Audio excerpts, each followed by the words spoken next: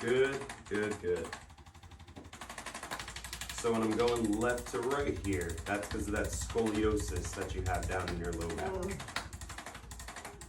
That's why you'll notice I'll never go this way.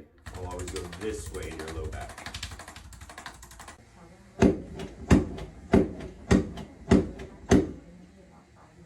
Breath in and out.